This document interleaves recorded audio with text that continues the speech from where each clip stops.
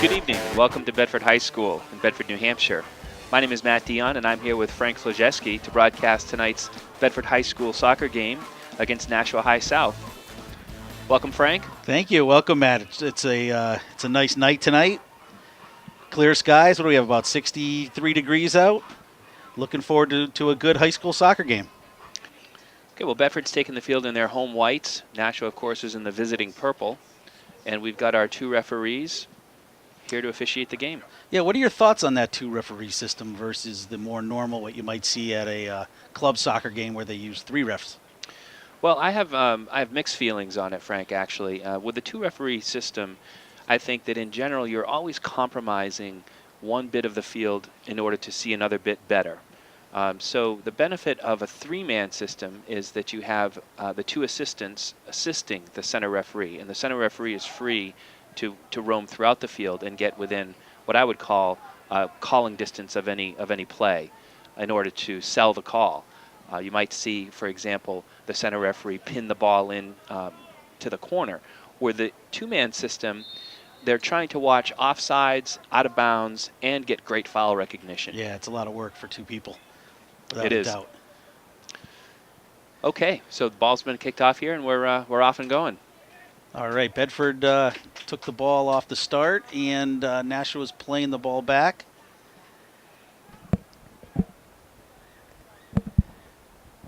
Back to their... I didn't notice. I wasn't paying attention at the beginning of the game to look at Nashua's formation. Did you happen to check how they were lined up? Yeah, so Nashua is really going to start in a 4-4-2, but we might see this change and morph a bit through the game depending on the situation. Whereas Bedford, in their traditional manner, is starting with really a 1-4-1-4-1, and you'll see that in doing so, they're looking to really get a lot of midfielders forward into the attack, and Nashua is going to be ready to counter that with their four backs.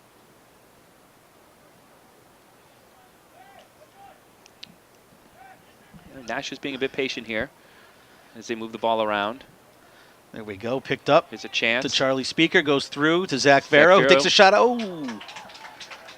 Deflection off one of the defenders. That was smart. That was really a smart play by Zach Vero there. His back was to the net. He took a leading pass in and essentially laid it directly back off square, back to the center of the field, and then got the ball back on a nice little give and go.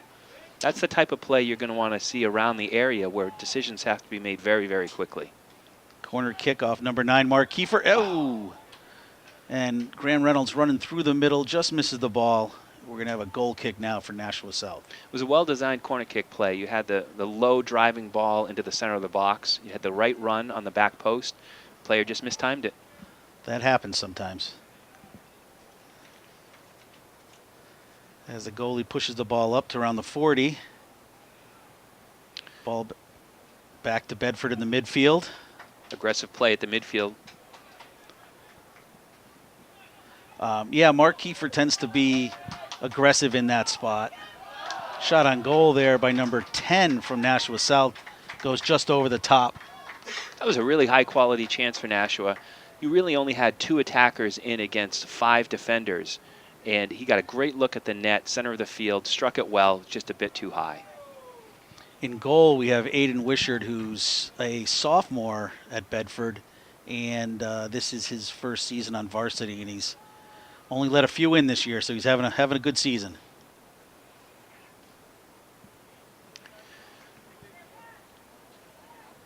Bedford's using the whole field here. Two consecutive passes, they've completely gone the width of the field. And as it comes through the middle, we'll look for it to go back to the outside, I would bet. An errant pass. Or an errant pass to the center back in Nashua.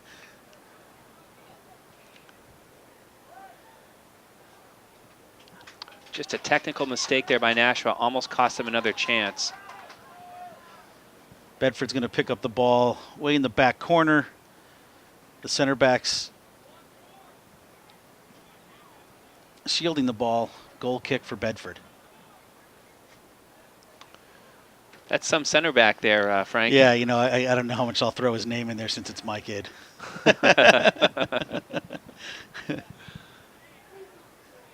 That's why I stumbled for a minute debating whether or not to use his name. Oh, it's okay.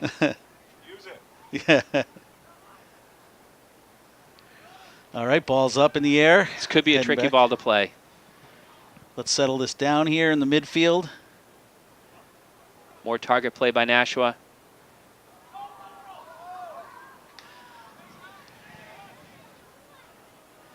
Shot on goal from Nashua South goes wide. We'll have a goal kick now for Bedford. Nashua's talented striker, number 18, Alvaro Ramirez, he's got 15 goals on this season and 7 assists. Really just a very, very talented player. And, you know, as a freshman, we would expect to see him for years to come. Yeah, and we don't have stats on players through, through the whole league, but that's got to be right up there. It's got to be leading the league in goals. Ball's coming back across the field all the way outside to Connor Kiefer out as a right back as Connor moves up the field past the halfway. And yes, that's two brothers you just saw. Junior Mark Kiefer, number 9, and Connor Kiefer, number 3, is a senior. Very patient play by Bedford. Obviously, they jammed into the sideline here, found a way to move it back to the opposite defender, and have maintained possession throughout. Really solid, patient play. Here's their target in. Look for him to go back to the other side again. There he goes. Oh.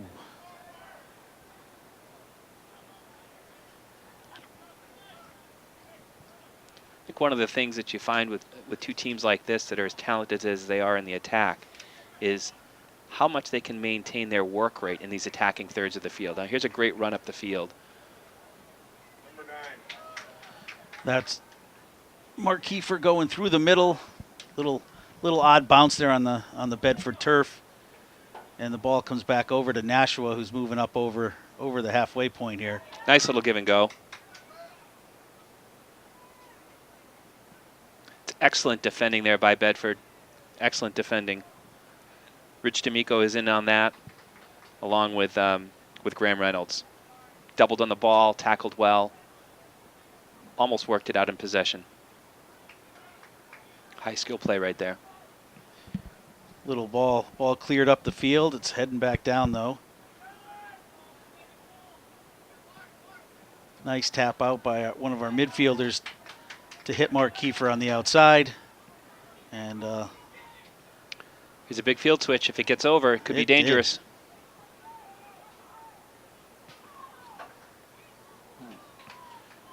Shot just wide, left-footed shot. Austin Edwards. Austin Edwards, yeah. Takes a nice lefty shot from the outside, but didn't quite find its mark.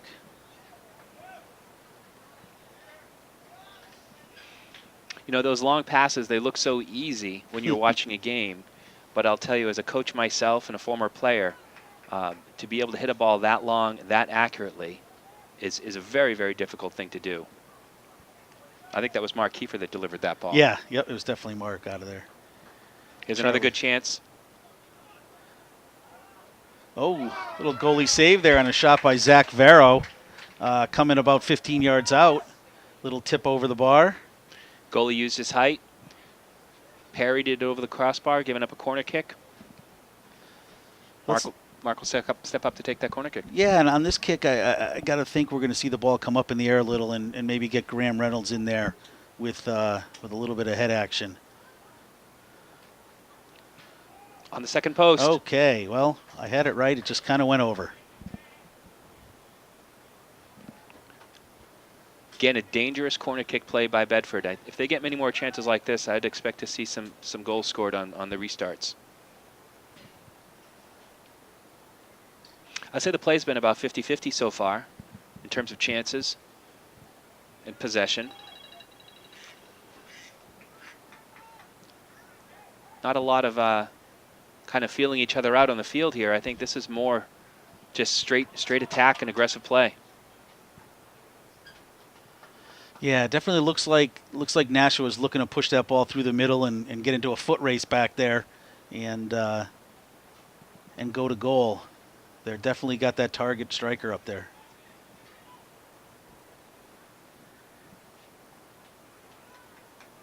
You You know, Nashua has really been a program that's had some struggles in recent years, and under Coach Joe Morgan's leadership, he's making Nashua South relevant again here in Division I soccer. They are not shrinking from this moment in this game against the #1 team in the state. And I haven't been in New Hampshire for too long. I'm not sure when the schools separated, South and North, but they've always put together, both schools always have pretty strong programs. Even with the split, Frank, Nashua South is, I think, the third largest school in the state in terms of enrollment. So it goes to reason that the pool of players that should be available to support, their varsity program should be deep enough. Right, absolutely.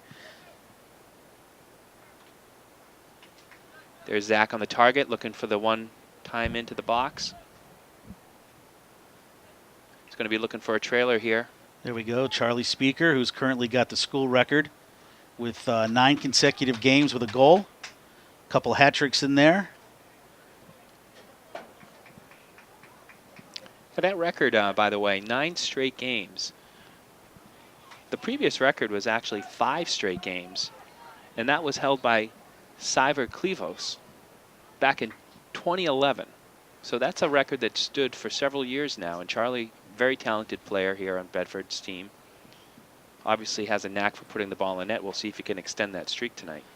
So so Charlie Speaker was 11 at that point, I guess.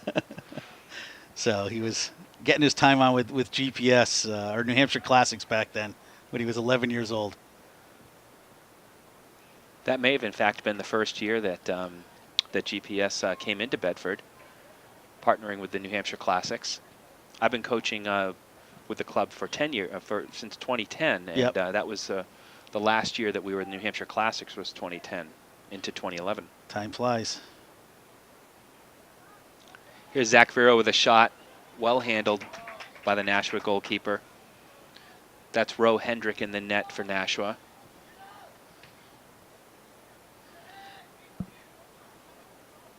They definitely have he's a very tall goalie. Doesn't look like a typical high school goalie. One thing I'm seeing here a little bit is when the goalkeeper does handle the ball for Nashua, they are looking to send the ball upfield directly instead of building the ball out of the back through their backs. That could mean that they're not great at building the ball out of the back in possession, maybe afraid of the high pressure that Bedford would put on the ball. Or it could mean they have a tremendous amount of confidence in their midfielders to win 50-50 balls or win that second ball that comes in. Another very good look by the Bedford attacking squad. And I think there's probably a few NFL teams that are looking for for a kicker who can hit between the uprights like that. Okay.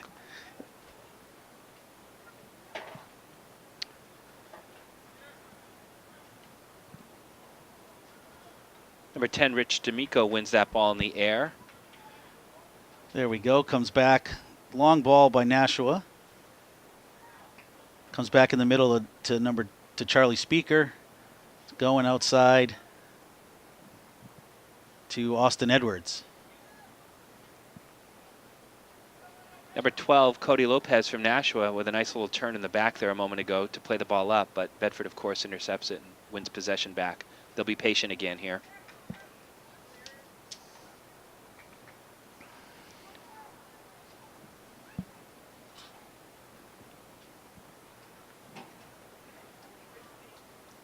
The game is still trying to take shape here, Frank. It's got two teams really anxious to put the ball in the net and score first.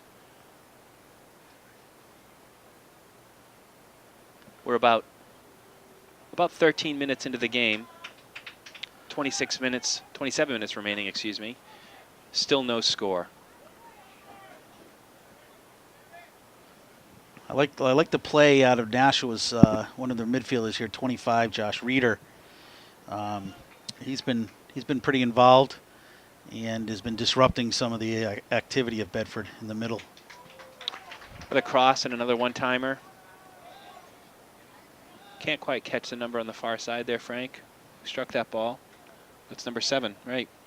That's Austin Edwards again. Yeah, Austin Edwards, number 7. Feeling we'll be calling his name quite a bit tonight. Yeah. Great Oh. little behind the leg drag. Look at that, Richard D'Amico with a little class in session action there. We're moving back to the midfielders, or back to the midfielders or defenders, whichever they are. Little Charlie Speaker plays it out to Kai Rasby, number 6 for Bedford. Oh, it's a through Charlie ball. Speaker breaks through. Shot by Zach Vera. Oh, Charlie Speaker, sorry. No, you're right. That was Zach that shot that ball. Number 8. Yep. Zach just got a little bit too under that ball. I think if he had that one back, he'd probably get that toe down and drive through a bit more. You know, when you have a tall goalkeeper, really the rule of thumb is shoot the ball low. It's much, much harder to go down and make a save than it is to make a save while you're already standing. Sort of rule number 1 when striking the ball towards the net. Can't see that one. Yeah, we have a great break in here. Oh. Yeah.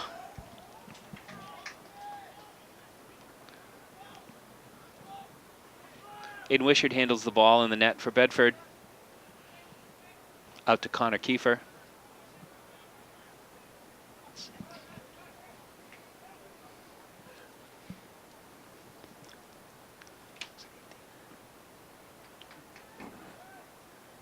Referees haven't had to do too much here tonight. Yeah, no whistles yet. Not a single foul, offsides, or infraction in the game so far. Played very well.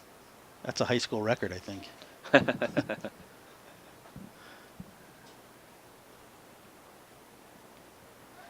Bedford's still looking for these great through balls, especially through the midfield. Oh, well defended. Yeah, that's Josh Reeder again. He's coming in there. He's disrupting that play in the middle. And we have our first whistle. We have a foul on Bedford, result in a direct free kick for Nashua. I guess I spoke too soon. Yeah, exactly. Number 15, Josh Reeder, took that restart for the Nashua South team. Number 15, Ryan Santoro. Oh, I'm sorry. Yeah. I'm sorry, Ryan Santoro. There we go. 2 captains back there.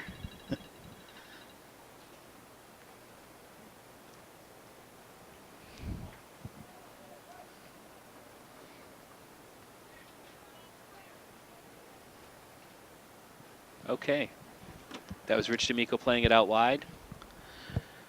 Out to Connor Kiefer.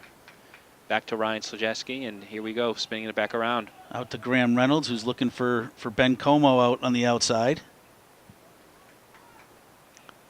Really looking for their center midfield here. There he is. It's Rich D'Amico again. Out to Charlie Speaker. Another entry pass to the wing.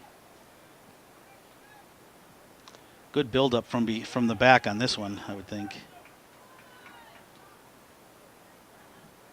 That was close to being offsides for the Bedford squad. Referee took a second look at that, but Nashua won that ball. Yeah, Nashua's Lucas Diaz was able to clear that ball out. I think he's a freshman this year. Putting an end to Bedford's move up. So Nashua really hasn't had another quality scoring chance since the early moments of the game. I wonder here, as I watch Bedford play, they've really tightened things up a bit on defense and have started to win more of those balls in midfield, especially the second ball. The second ball is the one that you want to see teams win. Of course, you'll have a header that comes through the air, but it's what happens after that ball is rebounded that really dictates what happens next.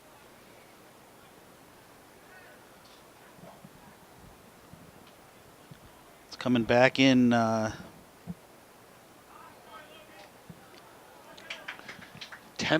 Attempted corner run by Nashua's number 10, Logan McIntosh. Ball's back in. Throw in by Connor Kiefer, number 3 on Bedford. Quickly switching the field. Graham Reynolds with a long pass back into the middle, looking for Charlie Speaker or maybe Austin Edwards on the outside, but it's broken up again by Nashua. Number 2, CJ Karpopoulos.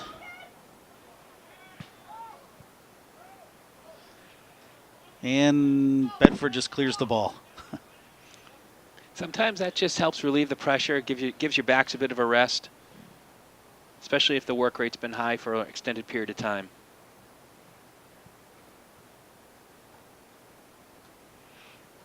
Looking to find a rhythm in this game, and it seems a bit choppy in these mid stages of the first half. We've got about 21 minutes left. There's still no score.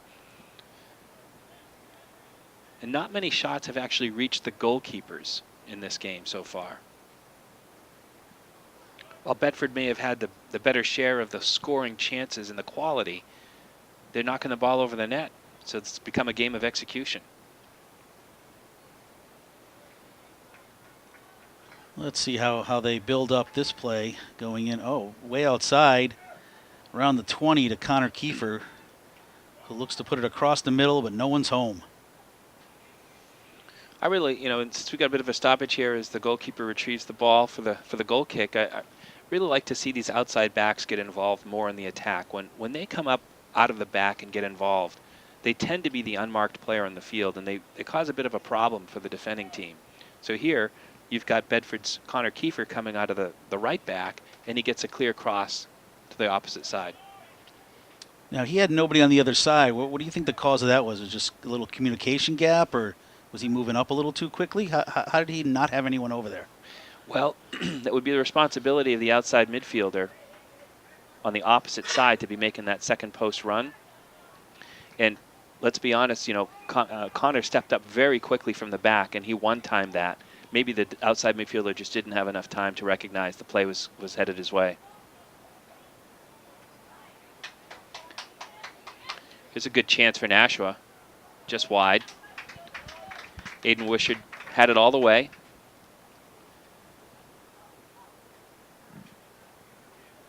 Yeah, I know we've used his name a lot, but Josh Reeder, number 25, the senior captain, took a nice pop at the net there, but went a little outside.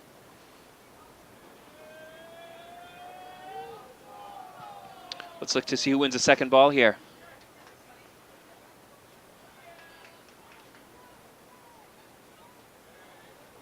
This could be a good chance for Nashua.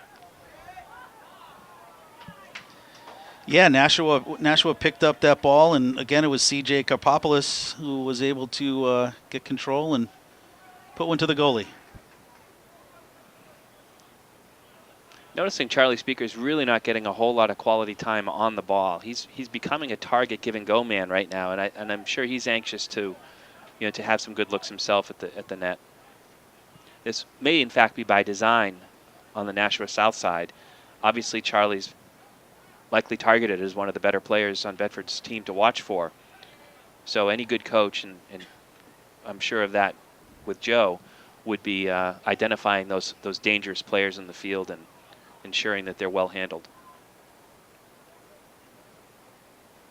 Graham Reynolds came down with the ball, and he's continuing to march upfield as he keeps it in. Looks to cross. The speed of Zach Vero here. It's going to keep it in play. Very quick player. Oh, nope. Just out.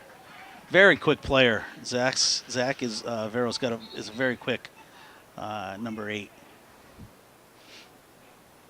Zach's former coach, Matt Quinn with GPS New Hampshire, once labeled him maybe the fastest player in New England at the time, and this was just about 2 years back. Yeah, I don't think Matt Quinn ever really got to come to a game for the 2000 team where my kid was running. Kidding. Yeah, no, he is. He's a super fast player. Well defended. Well defended. Nice little There's move Rich there D'Amico by again. Richard D'Amico. Bedford taking a very direct approach on their services. Here comes some high pressure. That's number 22, Hal Crowder. Hall Crowder, excuse me. I think the boys on the team referred to him as Donnie Longlegs. He's a senior this year, Frank. He is, yep. Where does the Donnie come from? I think that's the name he uses. His birth certificate says Hall, but he goes by Donnie. I've been meaning to get the roster updated, but Oh, one of our second, only our second whistle, I think, of the game right here, about 24 minutes in. Would he call an offsides there? I'm not quite Sure. sure. I don't see the arm up in the air. It would be an indirect. It is not. Oh, I see what he did. He wrapped his arm around him. Oh, okay. Nashua's starting to get a bit more physical. I think they're going to be looking to try to set a tone here. Bedford's tempo will need to counter that and their speed of play. Look at this ball movement. There's Zach on the outside. Zach Vero, number 8, earns a corner kick for Bedford. Yeah, nice deflection off of Cesar Mendoza. I think he took that one off the face. Sometimes you just got to do what you got to do. That's right. I'm glad he didn't duck. Another dangerous corner kick by Bedford. Comes. Oh, he's going to call a foul. His arms are on his back. That was number 14, Graham Reynolds. Just a bit too much physical contact in the box for the referee. Which is interesting since Graham is taller than all these other kids. I'm not sure if he was trying to gain an advantage, hold him down a little, or what was going on back there. Reality, I think, with his height advantage, he could have just simply leaned over and made yeah, no physical contact and popped that ball in the net.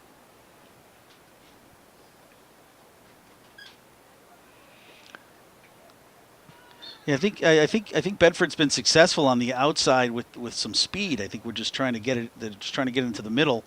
It's kind of been a little bit of an issue for them. And we're going to pull up a corner kick. No, I think we have a restart out on the outside. Referee blew his whistle, unless the ball was quick in and out. No, here's the restart. Yep. He felt like the Nashua player may have grabbed or fouled Bedford player on the outside, and here's a service into the box. Well cleared. Is that number 17, Cesar Mendoza again? So he shook off the ball to the face. It didn't have any effect, and he cleared the ball. Another direct ball into the area. This could be dangerous. That's number 22, Donnie Crowder. Yes. Donnie Longlegs Crowder back on the ball. With gloves on. I wasn't aware that it was snowing out, but okay. Nashua's maintaining their defensive shape quite well. They've got their 4 in the back. They're handling the 2 strikers up top quite well. Really not seeing any breakdowns by Nashua in that regard. And that can begin to frustrate a team that scored as many goals this season as Bedford has. It's a good field switch back out to Cesar Mendoza. Looking for the give and go. Well, that's going to bring up a corner kick back here for Nashua. I think Mendoza's going to. We'll see how they set up. Defer that kick to someone else.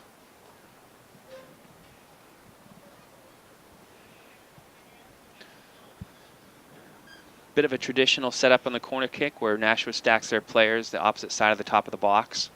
Look for the corner run to the back flag. I'm sorry, to the back post, the near post, the center of the box. Someone will stay up high. Oh, well played. Nice clear out by number 4, Ryan Slajewski. But a good ball put in by the freshman, Emmanuel Alvarez. You're always looking for the ball to be just out of reach of the keeper so that it changes the direction and the attention of the players in the field, and that's when attackers really get their best chances. So we got a 1-on-3 here. This is number 9, Mark Kiefer. Yeah, Mark Kiefer on the outside, but the ball just kind of got away from him. Mark Kiefer and Zach Vero have been paired together as sort of the co-strikers for most of the season, haven't they, Frank? Yeah, they've been together for almost every game. Stu makes a few changes now and then, but yeah, that's the core of the striking group. Got a 2-on-6 here with Nashua. They just bring up a player out of the back looking to overlap. That's Cesar Mendoza. If he gets the ball, he'll look for a service.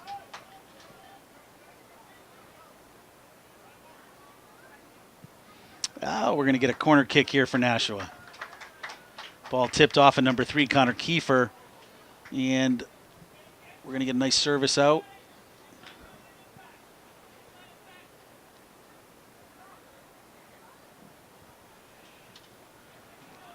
Nashua electing to follow the same format as their last corner kick just a moment ago.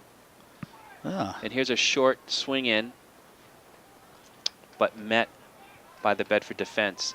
Let's get a little glimpse at Zach's speed here. Just a bit too much A weight on little that pass. too far. So we're just under 11 minutes left in the first half, and there's still no score here at Bedford High School. I'm Matt Dion, and I'm here with Frank Slajewski, bringing this night game here to you all. Live from the Bedford Bulldogs Stadium in Bedford, New Hampshire. Welcome to those of you, by the way, watching online and streaming. And of course to those watching live on television.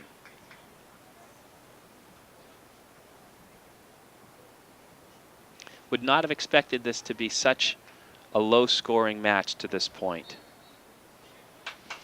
Seemed like a bit of a weak foul there for this level of play. And to be honest, there really haven't been that many legitimate opportunities to put the ball in net. It just seems like it's back and forth. Goalkeepers really very much in control of their areas on both ends. Ball played out by Nashua. A little mishit there. Is this the first substitution of the game, Frank? Yeah, I think it is. So for Bedford, we have number 16, Aiden Kenny coming in. He's a junior. And he's taken off number 3, Connor Kiefer. Yep, there's 9 minutes left.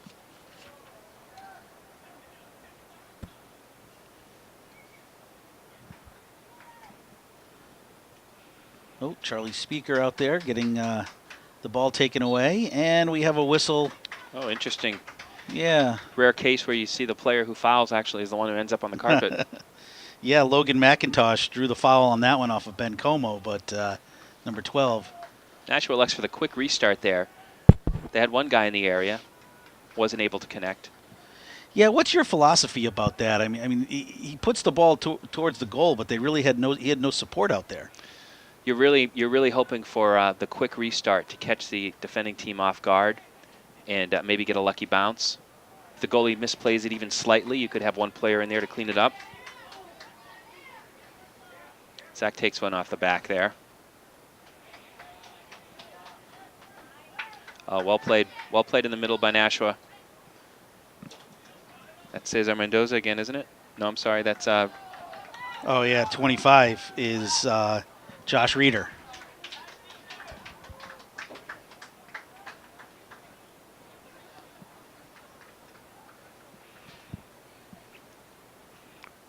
Bedford will take the throw in here.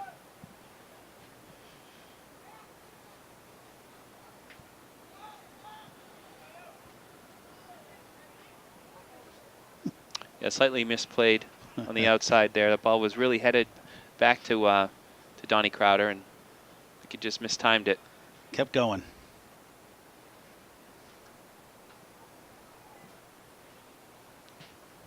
Coming in about 7.5 minutes left in the first half. Oh.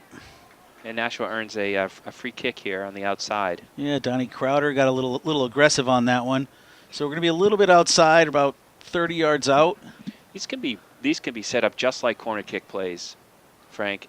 You know, look, in fact, you see Nashua's stacking their players to the outside again, just like it were a corner kick. Going to look for the same types of runs. And we'll see if they can't capitalize on this one. It's a well played ball. And that was Charlie Speaker that cleared that ball out, number 11 off the head. And Aiden handles this ball very easily. Quick throw outside. Nashua's getting a bit more aggressive now.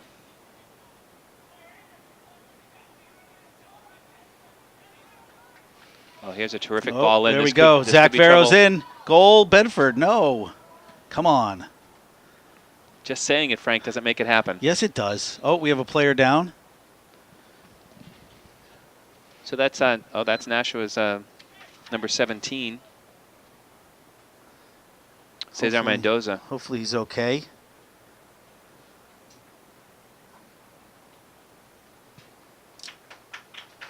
Yeah, he's up, but he's being helped off the field. So we'll look for a substitution to come in. Coach Joe Morgan comes and checks on him as well. You know, as a coach, you know, the first thing you want to ask a player when they're injured is, you know, what are they feeling? You know, is it, and you want to inspect, really. You want to take a close look to make sure that nothing is, you know, protruding or there's no blood or anything like that. But a lot of times you really have to trust in the player to tell you how they're feeling and whether or not they can go back. Now, of course, on the sidelines here, you'll have trainers in place to do further assessments. Looks like they brought in number 8, Adele Buzane.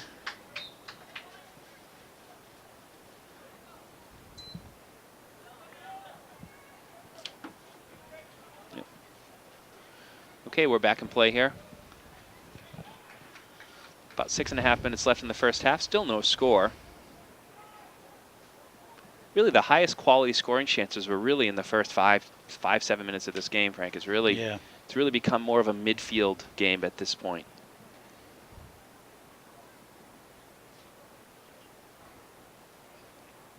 I think if I'm Coach Stu Pepper at halftime, I'm talking a little bit about just concentrating just a bit on the details and execution. A little far there. Oftentimes it's the details, it's the little things that make the difference. The focus in those big moments.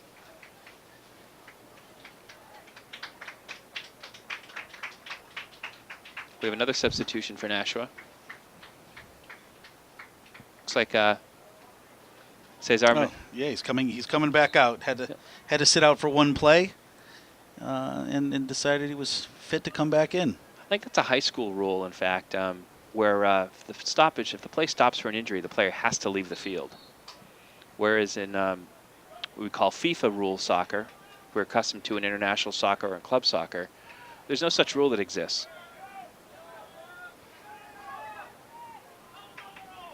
That's Alvaro again, number 18 for Nashua. Look how talented he is with that ball. He turned the corner on him. He's going to cut the ball back. Aiden's there. Very well played by the goalkeeper. Stayed on his near post. Waited for the attacker to make the decision, and Alvaro played it right into his waist. Yeah, and if you notice, Bedford did have a lot. They saw the attack coming. They had 5 guys in the box, ready for that. But he just seemed to have the skills to move it in.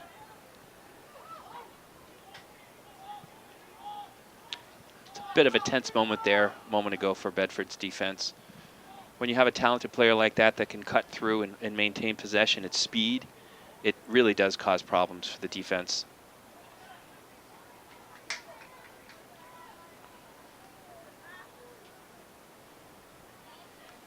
Austin Edwards on the outside, plays the ball back. Yeah, I think Lucas Diaz there, number 6, if he'd had that chance again, he might have taken a bit more time to play that ball out wide. This will be a dangerous restart, just outside the penalty area. I think we'll see Mark Kiefer with his strong left foot come here and take this shot. He's probably going to ask for 10. So here we'll need to wait for the referee's whistle before the play can restart. Up to that point, the player is allowed to really strike it really at any point, but here he wants to ensure he gets the 10 yards, to your point.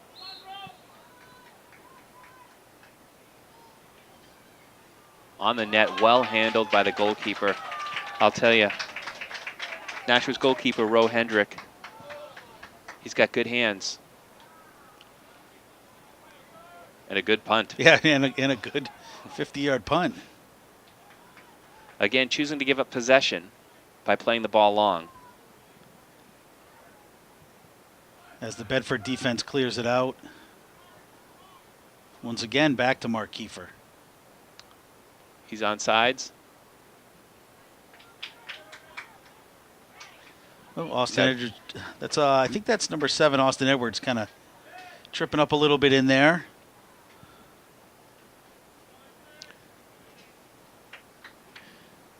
All right, so Alvaro again, holding the ball. I think he was looking for an overlap from his midfielder. That would have been number 2. Charles Kapopoulos, CJ.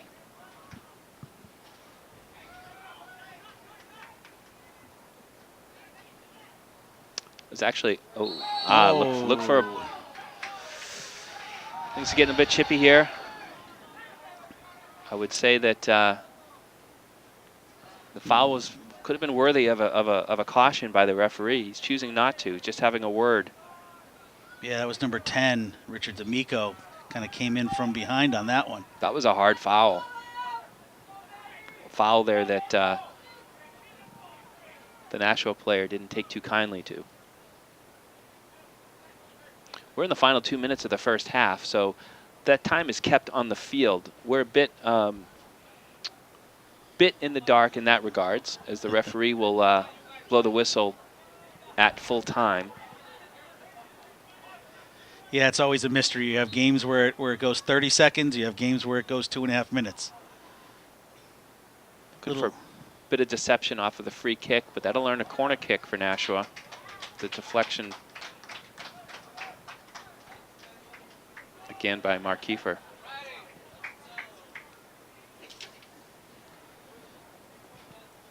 Manuel Alvarez, the freshman, who's taken a couple of their corner kicks so far, is going to line up again and take this in from the corner.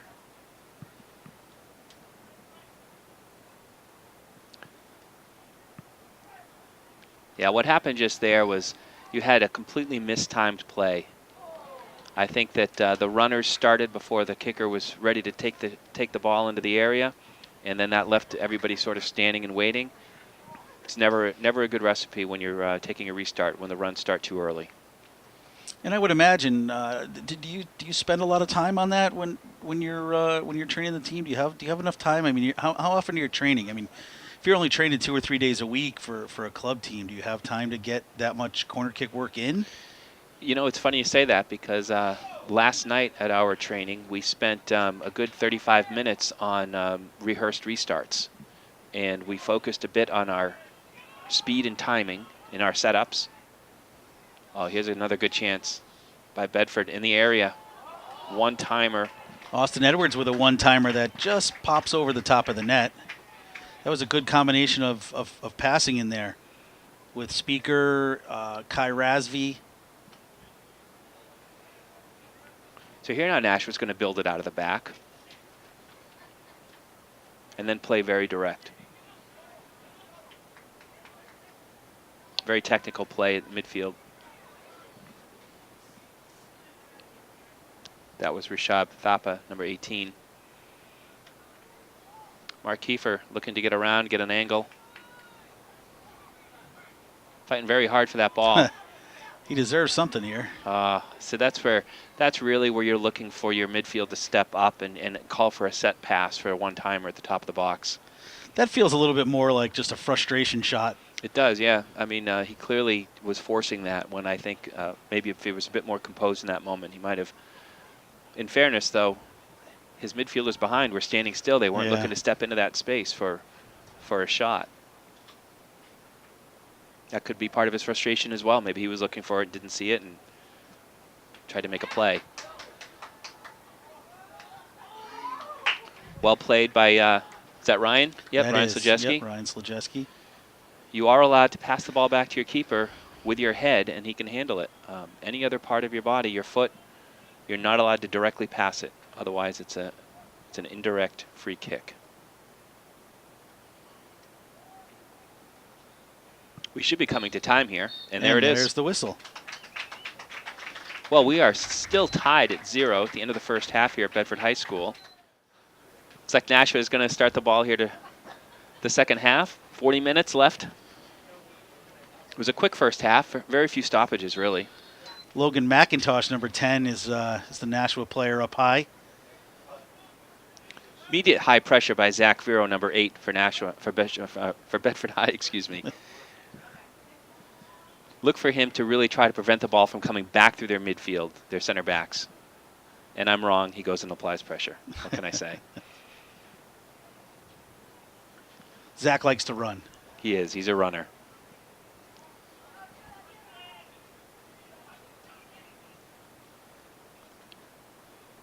It's number 8 for Nashua. Adele Bouzain. Well, it looks like we have a little Little knockout there on one of the players. Lost a shoe. Play continues.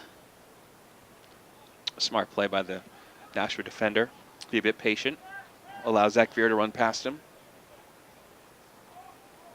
Little misplay in the back by Bedford, but ball comes back out to the goalie, Aiden Wishart, and he plays it on outside to Ben Como. Great example of how we train soccer players these days, especially goalkeepers, to be field players and to be able to use their feet confidently. That ball was zipped in pretty hard to Aiden Wishart and handled it quite well.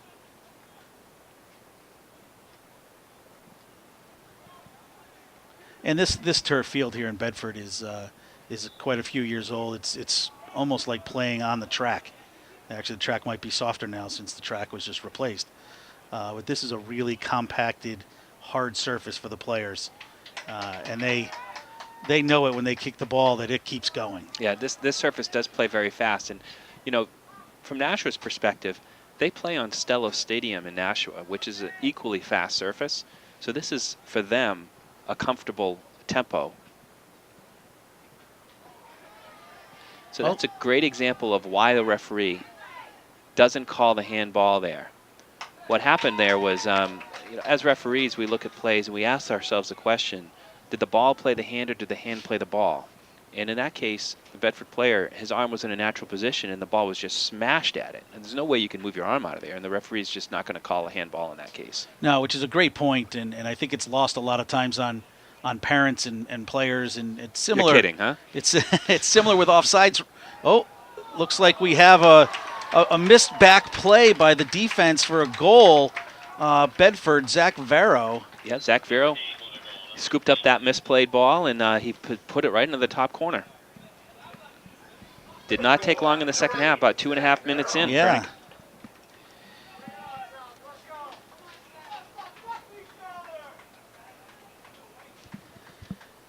Well, that was number 8, Zach Vero, on the goal, unassisted.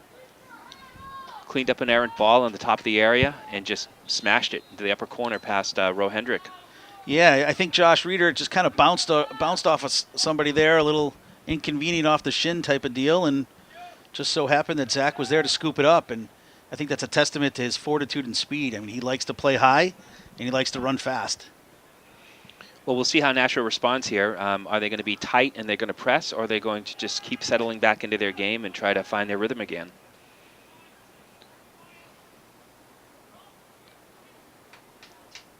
Sometimes a mistake can rally a group. Sometimes it can distract the group.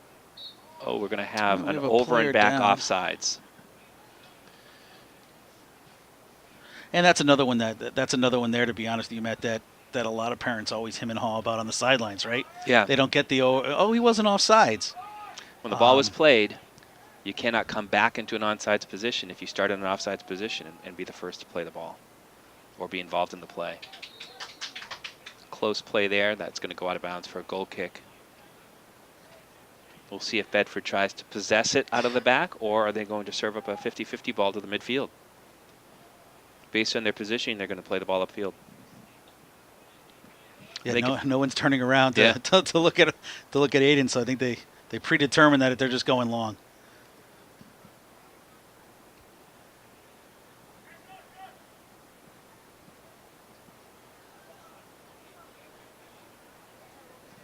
A little play in the middle here. Terrific little step over turn. Yeah, that was nice. Yep. That was Logan McIntosh. Logan's got over 10 assists this season for Nashua South. It's number 10. Look for him to try to get involved a bit more in the second half as well. Oh, I think that was number 11 on Nashua. Get a little Patrick Hyde got a little nutmeg action there on Donnie Longlegs. Crowder, who's now getting subbed out. I'm sure it's not in any relation to the play that just happened, but just the timing. But that was a nice Frank, little play. You just put it out there. I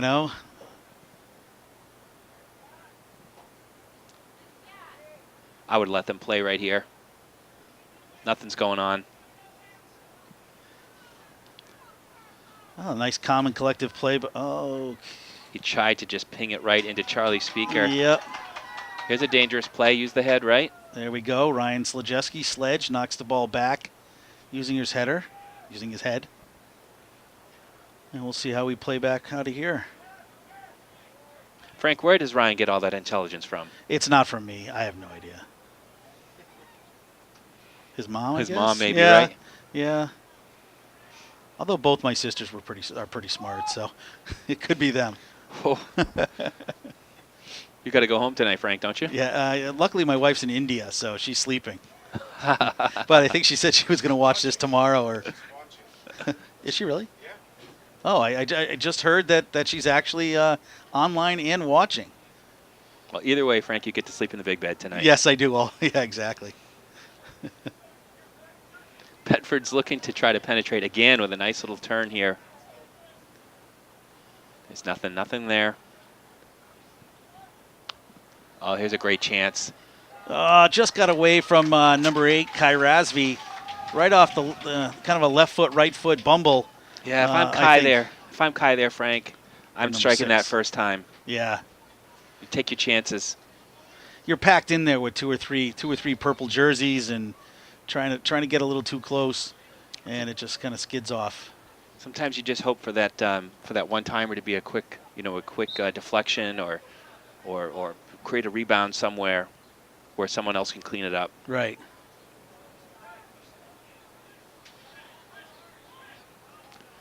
I'm sure both teams would like to get this ball settled down. Little second half, start of the second half jitters, little bit of bouncing around. Not the greatest of first touches. Yeah, 7 minutes into the second half, with Bedford leading now 1-0 on a goal by Zach Vero, just 2.5 minutes into this half. We had a scoreless first half, and it was pretty well equally distributed by both teams. But Bedford came out to start the second half, and oftentimes, as coaches, we look to try to neutralize play in those first 5 minutes of a half just to try to get into another rhythm, and Nashua wasn't able to do that this go around.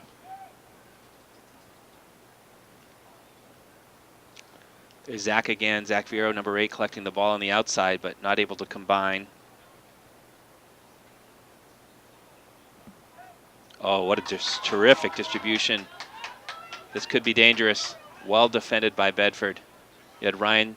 Nope, I'm sorry. Nope. Ryan was not involved in that play. No, Ben Como was the one who cleared the ball. Connor Kiefer on the Connor ball as well, Kiefer, number 3. The senior Connor Kiefer came in and helped out in there as well.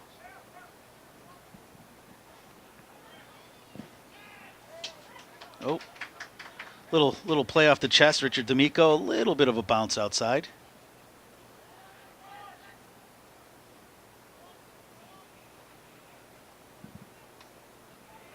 Good tackle at midfield. Yeah, referees let it go on. And here's Zach. He's got great speed. Can he turn the corner on him and accelerate to the goal? Ooh. Looking for a little help. Maybe a little help from his friends? Yeah, exactly. Did we? I might have just talked about putting a Beatles reference Ma- in somewhere in this broadcast. Might have just shamelessly plugged Beatles Rewind from Bedford 105.1. Thursdays at noon, Sunday mornings 7 a.m., Mondays at 5 p.m. Here's a service into the area. Richard D'Amico with a service from way outside. Bit frustrated on that service. Yeah, exactly. 14 Graham Reynolds with a header out of the back.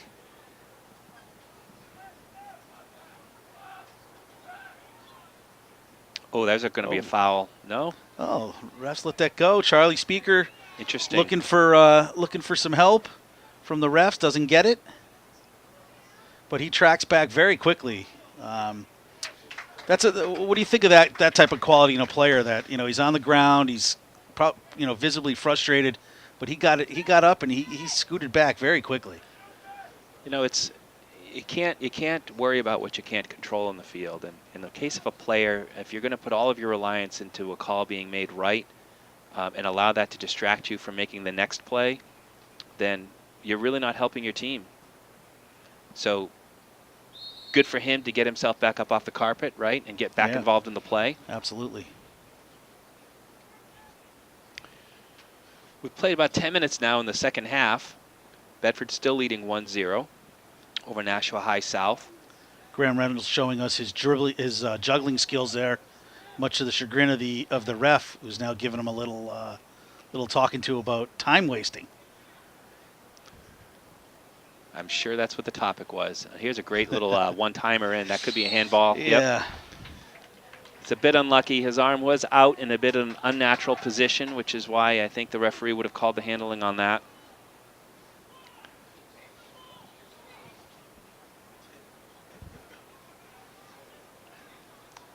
I think that the TV viewers might be hearing a little bit of Stu Pepper from the Coach Pepper from the other side on that. It's a great volley chance again by Bedford's Austin Edwards. He's a junior, be back again next year. Absolutely, and also you'll be able to see him in the spring. He is one of the starting players for the lacrosse team. Okay. And a very good lacrosse player from what I understand. Is Alvaro. Referee allowing that physical shoulder-to-shoulder contact, and but not the second.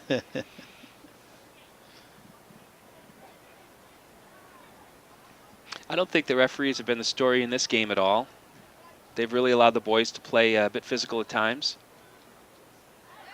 Good tackle at midfield. That was Nashua's number 14, Emmanuel Alvarez.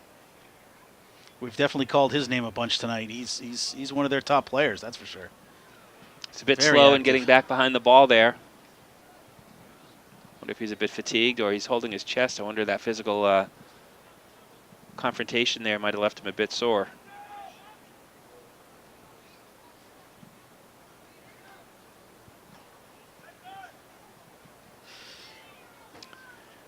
Yeah, sometimes when you're a target striker there, as you were with with number 10, Logan McIntosh, you just want to settle that ball and hold it just for a minute to allow your teammates to get into a position.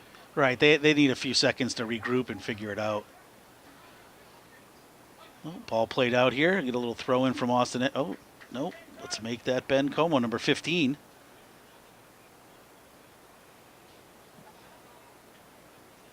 I think Bedford High School is quietly taking control of this game. They're playing with confidence. They're moving the ball around. Wonder at what point Nashua might adjust their system here in order to get a bit stronger attack. What do you think? We don't know all the players and all their strengths and weaknesses, but if you were the coach, as we move down into the, we still have a little bit of time, but into the 20-minute mark, what types of changes might you make on the field? Well, certainly I think that when you push more players up, you can apply a bit more pressure in the attacking third of the field, looking for more chances. But I think also you tend to play a bit more direct, try to serve balls into the box more frequently. There's another corner kick by Bedford, which is going to go out of bounds for a goal kick. Really a bit too in tight to the goal on that service. Yeah, that went straight over the top of Graham Reynolds, who's their tall target in a lot of those corner kick situations.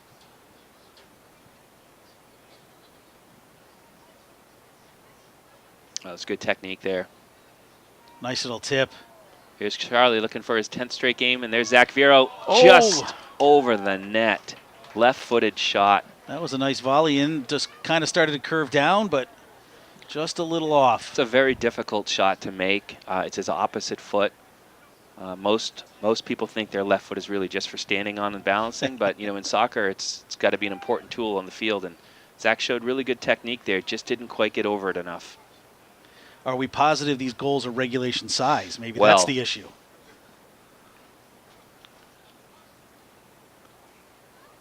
That's a question for another day, Frank. Unlucky there by Bedford's number 15. Ben Como, 15. Yep. Tried to save that from going out of bounds. Look at Nashua's getting a bit frustrated here.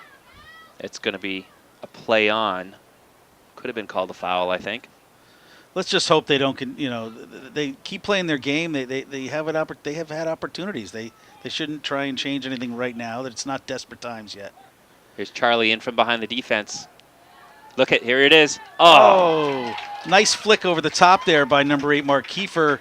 Charlie just unable to convert. About 25 minutes left in the second half now here. Bedford's still up 1-0, and I'll tell you, Charlie Speaker came very close to getting his 10th goal in 10 straight games. But Roe Hendrick, Nashua High South goalkeeper, was right on the spot. Looks like Mark Kiefer's going to take it from the outside here. Take a little. Oh.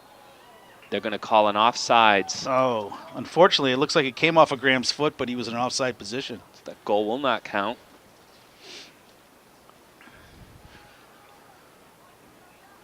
We're almost halfway through this second half. The game is really starting to take shape here for both teams. There's a bit of frustration again by Nashua's number 12. That's Cody Lopez. Cody Lopez. Yeah, the junior. Be trying to do a bit too much on the ball. You know, and Richard D'Amico, he's a big kid. He's a senior. He's been playing here for a lot of years. He's got a good knack at frustrating people in the middle of that field.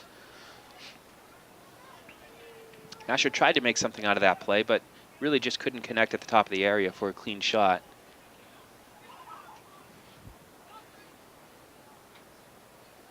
Oh, we got a handball back there, I think. Yeah, they are going to call handling the ball, which I think it kind of fell in between as they both jumped up, so I don't know about that one. Yeah. It is what it is. That's what my 12-year-old says. Yeah. No, it is what Dad says it is. Yeah, I like what Bedford's doing here. Keeping possession, looking for some seams. That could be a foul. They're going to allow that to play. Wow. Interesting.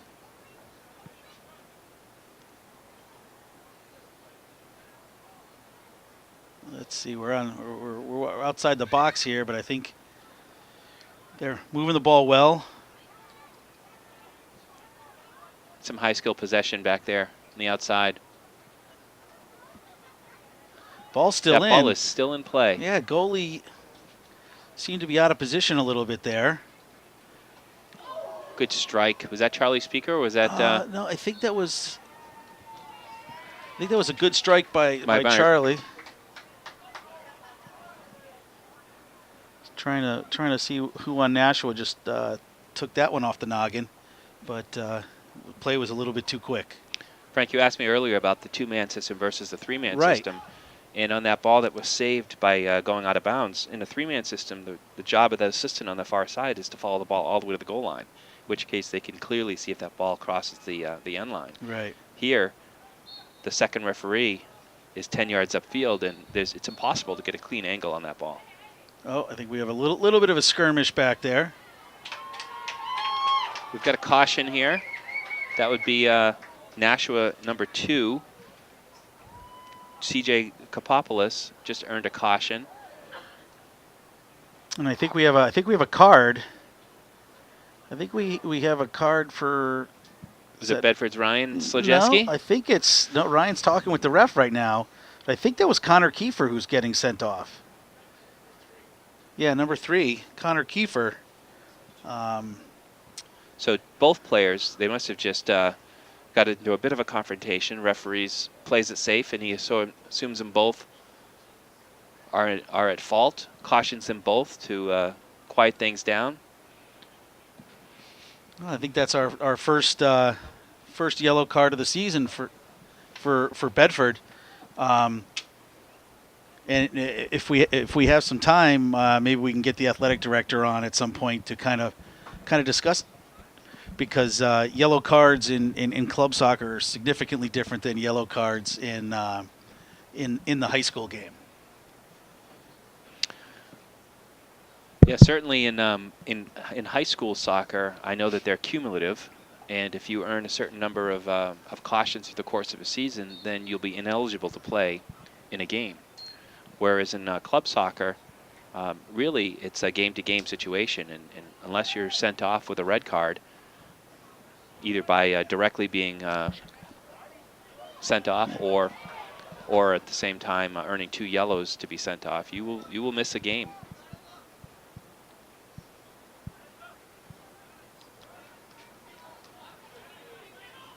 A lot of space. A lot of space for Kai Ravi at the top there, number 6 for Bedford. Throw in deep in Nashua's side of the field. Bounces off a few heads.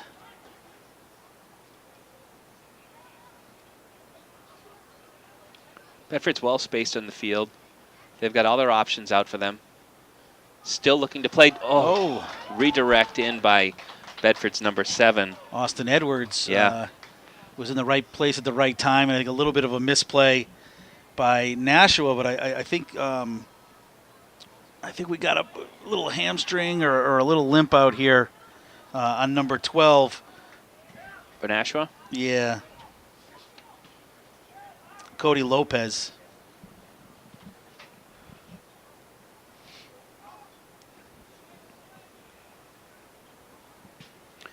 Well, we are now halfway through the second half. There's 20 minutes remaining. And we're still 1-0 Bedford Bulldogs, Bedford High School Stadium. Visiting Nashua High South is trying to find the equalizer here in the second half. They're really looking. I think this game means a bit more for Nashua than it does for Bedford, in the sense that Nashua is really angling for a home playoff game. Right. And with the stacked rankings where they are in Division I soccer, every win matters. Well, I think if Bedford can hold out, in this game, they could be playing for that bye. Here's Zach Vero in. They're going to call a foul on Zach Vero there. Yeah, he kind of just ran over 15. I've seen Zach play a lot of years. And Ryan Santoro just kind of got bowled over on that one. he's a strong player.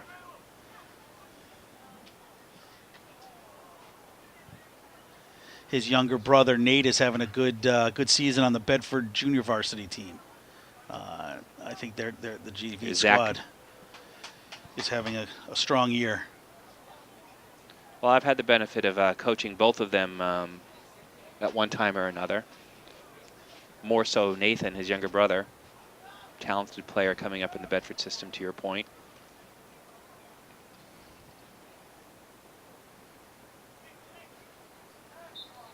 They're going to call a foul there. A bit over the top coming in. Quick restart by Bedford. Scooped up by Roe Hendrick easily in the box. He's played a very, very good game. I think back to the opening minutes of the game where he parried a ball over the crossbar quite easily on a well-placed shot. He's been in good position all through. Well, we're going to see a restart here. Nashua South with the ball.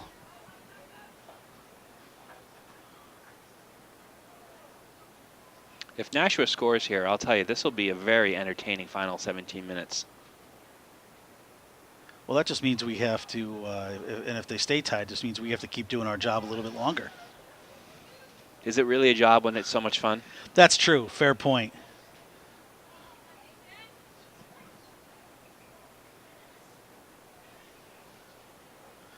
Nice header out there by Sledge. If that's the case, Frank, we can work it out. Yeah, exactly.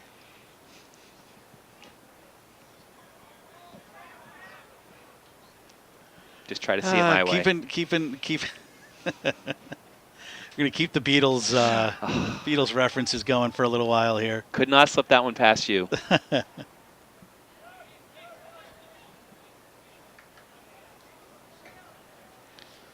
And no, I was not at the at Shea Stadium for the Beatles' first concert in the U.S. I don't know. Maybe you were, but I'm not quite Beatles material.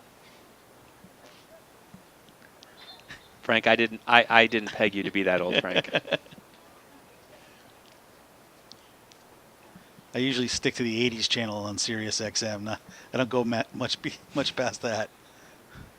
You're more of a Prince guy, Frank? Nah, no Prince here. More of a Jake Isles and Billy Squire, and going back to some old school stuff.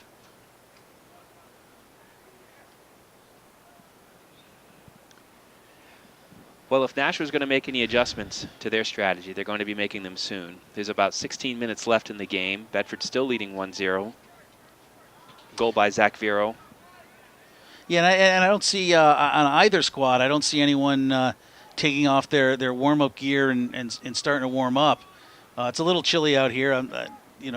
I think that if they were going to make any, imminent decisions, they'd have some guys warming up, getting ready to come in the game.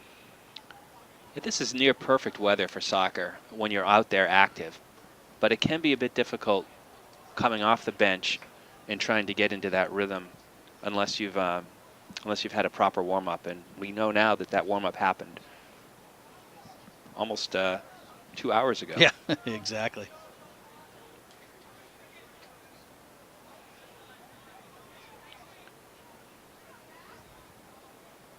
I think back in the day, some of my favorite games were when it was maybe about 5-10 degrees warmer, but raining on a natural surface. None of this turf. We didn't have turf back in the day. Back in the day, huh, Frank? Yes, exactly. Bedford's going to look to switch the field completely here out to number 15, Ben Como, right? It's going to be the overlap into the corner. If he cuts it back, it's a brilliant play, but he elected to go back to the middle. So you're saying it wasn't brilliant? It would have been brilliant. Nice switch over back to the other side. Bedford's done a great job tonight of moving the ball back and forth across the field. They're a well-disciplined team. They're positioning mostly 2- and 3-touch play through the midfield. Not a lot of wasted touches. Nashua will get a free kick here. 14 minutes left now. Panthers have got to be looking to maybe get an extra body into the box. So maybe put 3 up top and just go 3 in the back. Trying to get a little bit more pressure up there. Yeah, it's a tough one because with the speed that Bedford has up front, taking that extra defender out of the back creates gaps that are just a bit bigger for a speedy player like Zach Vero to sneak through.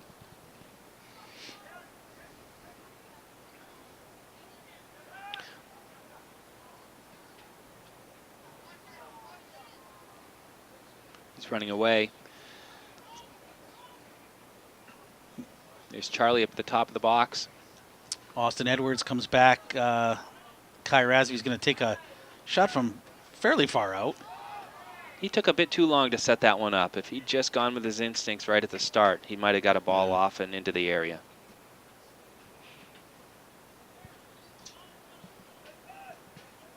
I think a punt like that could bring down rain on a cloudy day, Frank.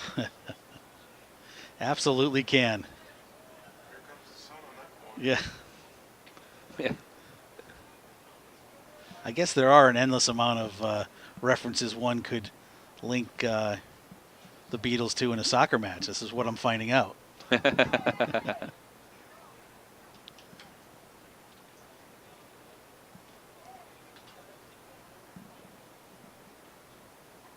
It won't be long before Nashua looks to make some adjustments. Yeah, I see Nashua's got a couple players now up, or one player up at the table. So didn't get a chance to see anybody warming up. So he might be coming in a little cold, but they're young and energetic. They can handle it. You do have 2 Bedford boys starting to jog as well off of their bench.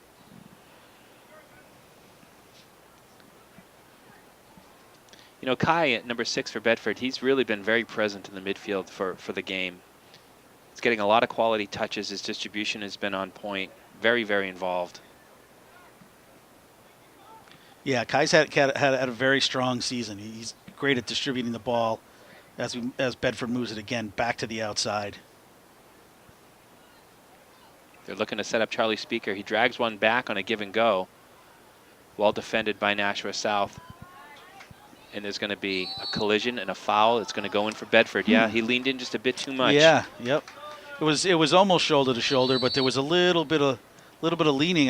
The ref is reaching in for a card here, I think. What's he doing? I'm sure he doesn't like what Nashua player Cody Lopez said. Yeah, Cody Lopez gets the yellow.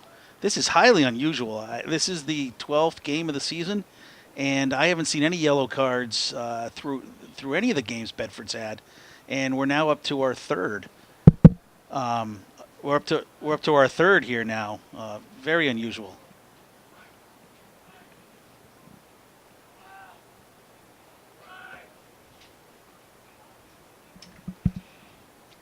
So Bedford will take a free kick. This looks like to be again. Let's see how he hits this ball. Nice back. Oh. Yeah, goalie uses his height there, does the right thing, comes out with 2 hands, clears the ball high. Well played. Goalkeeper is not a weakness for Nashua High. Definitely not. Oh, actually, rebound. Let's see the rebound. Score, Charlie Speaker on a rebound. That is Charlie's 10th straight goal in 10 games. Yeah, 10 games, 10 goals for 10 games in a row. Doubling the previous Bedford record, as we talked about earlier. Yeah, in the 69th minute, Charlie Speaker puts Bedford up 2-0. He definitely hit him with the hind on that one. Way to go. So in fairness to Rowe, that ball was hit in quite hard. And I mentioned earlier that you want to go low on the tall goalkeepers. The balls are harder to handle. So he went low, and instead of being able to really collect that ball, he parried it, leaving a rebound right out in front of the net. Yeah, that ball bounced off. That ball came out a good couple of yards once it bounced off the keeper, and Charlie was right there to follow up. And I think that ties back to that hustle we saw earlier. He wasn't just sitting there with his head down waiting for someone else to score. Yeah, rule number 1 is you follow shots in soccer.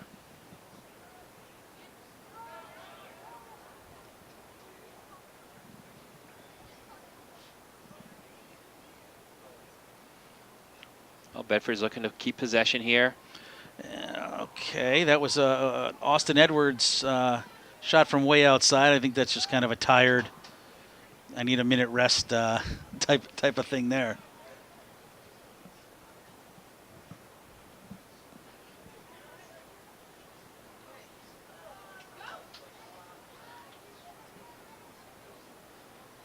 Well, Mark Kiefer just received a header from the backfield, was able to take a move and tries a left-footed shot and comes up lame. Comes up limping. Looks like a cramp. It's a calf. Yep. I'm so old, Frank. I get those calf cramps in my sleep. Yeah, exactly. Hey, they're devastating. That's painful. The referee's going to give him the relief. He's going to allow him to come off. Yep, give him it's the right thing to do. So with a play stoppage here, we've got 9.5 minutes left in the game here at Bedford High School. Bedford Bulldogs are up 2-0 over Nashua High South Panthers. I'm Matt Dion. I'm here with Frank Slojeski. Happy to bring you this game this fine evening in Bedford. You want to talk for a second about yellow cards? Sure. Okay.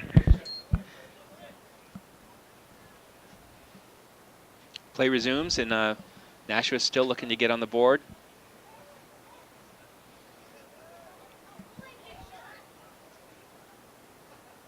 You know, as a soccer player, when I was in high school, our most passionate games between Bishop Girton were with Nashua High School. That was, of course, before there was a Nashua North.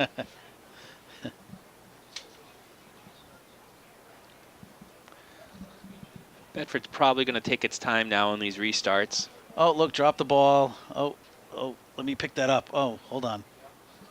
Referees, of course, in those final 2 minutes that we don't see actually tick down, they're allowed to add on time for wasting. So in reality, it should all work out. Yeah, it makes the players feel better, and I think it also angers. I think the players know that, but it angers the team who's trying to catch up, and it kind of pumps up the team who's winning. So it's true. It's more of a psychological effect than actually a time waste. Here, Aiden's going to do the same thing. He's going to clear out his backs. He's going to set up for a punt. All within the laws of the game. Don't think that's where Charlie intended the ball to go, but it worked out for Bedford.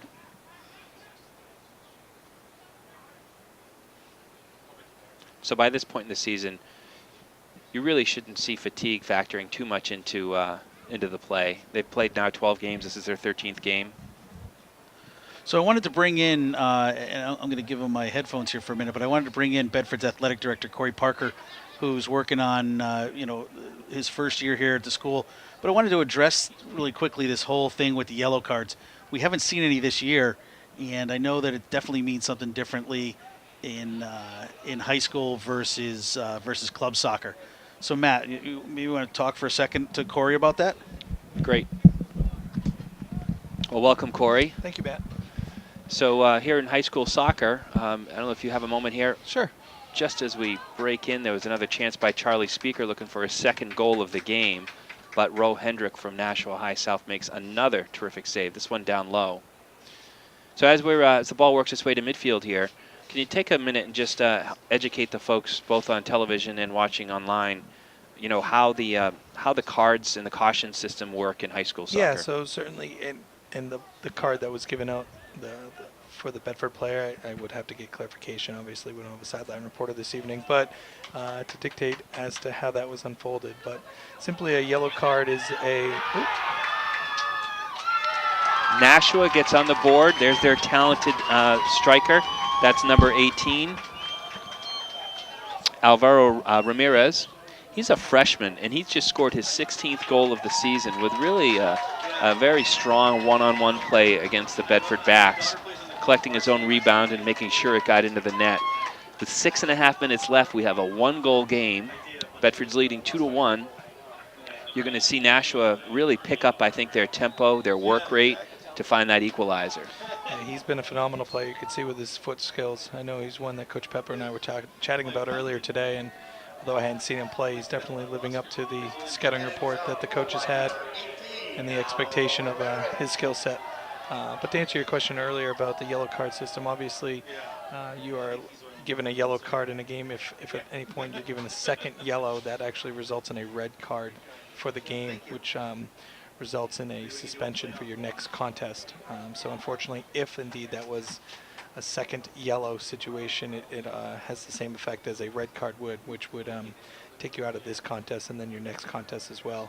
If a red card was associated or issued due to a fighting scenario, which I don't believe was the case there, that actually has a 2-game suspension. So the NFHS, which is the National Federation of High School Sports, in conjunction with the NHIAA, has a heightened level for any kind of fighting that may happen in any sport. So any deemed fighting experience, whether it's soccer field, volleyball court, has a 2-game suspension associated with it in addition to that game. So it'll be interesting to find out as to what was issued there, as I know we have a player down currently. So it sounds like, Corey, that the type of infraction matters, yes, not just the whether it be a yellow or a red. Sure. Yeah, I mean, certainly a straight red, which has to be extreme malice and very egregious, is possible in a game.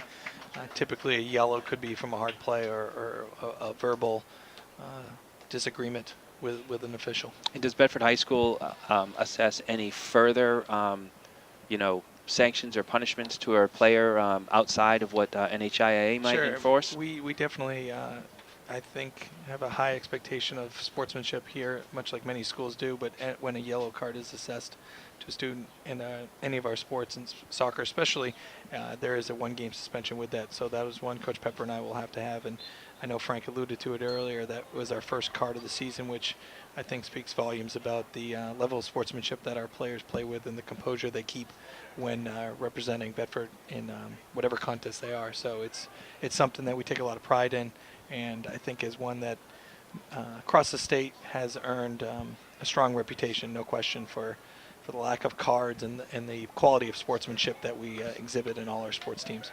And if a player accumulates a certain number of yellow cards in the course of a season, yep, do they also can be forced to sit out or miss time? Yeah, and if they accumulate 3 cards, it is another game suspension. Just 3? Yep. So the third yellow card that a player has throughout their season, it's something we document. We have to report to the state. And after that third card, they do have a 1-game suspension with it. So there's a significant expectation put on sportsmanship, and the level of play. And certainly it's a two-way street. We hope that officials appreciate that potential consequence as well, and make sure that it's a warranted card at any point. Well, it would seem that there's definitely high standards. Thank you, Yeah, Corey, no for problem. those insights. Thank you guys for being here this evening. So back to the game here. We're actually seeing a bit of rain here in Bedford, and just had a physical collision here with the goalkeeper, Aiden Wishart, and taking a minute here as the referee evaluates him. We'll see if they call the coach out. If they call the coach out, he may have to he will have to leave the field. So this is where they take an extra minute or so to be sure, especially with a goalkeeper, before they have to substitute. He got kicked. Yeah, he got kicked really on that confrontation in tight. But with 4.5 minutes left, you see Nashua starting to really play aggressive and take some chances. And Aiden's feeling that. It looks like his arm is a bit sore. Frank is back with me again. Yeah, I ran down to the River Road Tavern really quick for a buffalo slider, and now I'm back. Where's mine, Frank? Gosh, I knew I forgot something. It's mine. All right. Well, here Everybody wants one. Bedford's really got to look to spread it out and possess the ball. You don't want to lose the ball at midfield when you're only protecting a one-goal lead. Zach Vero's going to apply pressure up high there, but Rohendrick collects the ball at the top of the box easily. Would you, in a situation like this, there are a little over 3 minutes left, thinking maybe moving or talking to your midfield and keeping them back a little bit more? Yeah, it's tricky, because if you send them back a bit more, you're going to necessitate really defending more. And if you give up too much space, you're potentially going to give up too many chances. So what I would say to Bedford is I would just keep their spacing where they are. I would keep working with what works best, and try to play those 2 and 3 touch balls through the midfield and space well. There's no need to go forward. And look what Bedford does. They go forward. They get attacking. I think Bedford just had a sub in. Number 2, Dave Koski, came in. But I wasn't able to make out who he subbed in for. Might have been Aiden Kenny, but I'm not sure. Just a very light rain here. I don't think this is going to change much in terms of how the game is being played. But you never know. A ball can take a funny bounce, funny skip off of a slick surface. Charlie Speaker with a bit of space at the top of the area. He's going to play it out wide. That's David Koski, yeah. Koski, who just came in, getting his first touches on the ball this game. See, this is what Bedford really should be doing here, is just spacing themselves wide, playing 2 touches through the midfield. They're going to go back, I think. Oh, they elect to go forward. So we're just at about 2 minutes left in the game. Time will be kept in the field by the referee as Bedford tries to protect a 1-goal lead in the final 2 minutes. Bedford brings the ball into the corner, and it looks like shielding the ball down there. A little time waster. Usually saved more for the last 10 or 12 seconds of the game. Yep. But Bedford comes out with a corner kick on this one. It's going to tie his shoe. Oh, that's good for 6 or 7 seconds. Oh, and it's a throw-in. Okay. Going to look for a service, maybe. We're going to get the goal kick. So Nashua's really got to press here. Nashua's pulling their guys up high. They're getting them to move quickly upfield. Would have expected maybe a little bit more of an attacking posture here, but. So interesting that they go to possess the ball, really, because they don't want to give up possession at midfield on a 50-50 ball. But it didn't work out as planned. Oh, let's see which way the ref goes with this throw-in. Looks like it's white, which means, let's see, drop the ball.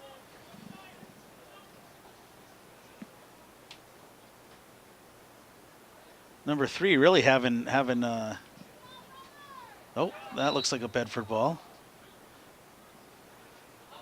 Yeah, 3's a bit frustrated. Yeah, he's definitely doing a little hacking here. Yeah, it's Riley Olson. Oh, and now we get the 3 whistles from the ref. Game over here. Bedford with the 2-1 win tonight. Yes. All right, Frank. Well, it was a great pleasure working with you tonight. Thank you to all of the listeners. All right, Matt. Thank you. Thank you too, and Chris, Chris Gentry, our board op, cameraman, special radio guy, webmaster. I don't know. I think a little bit of everything. And have a good evening.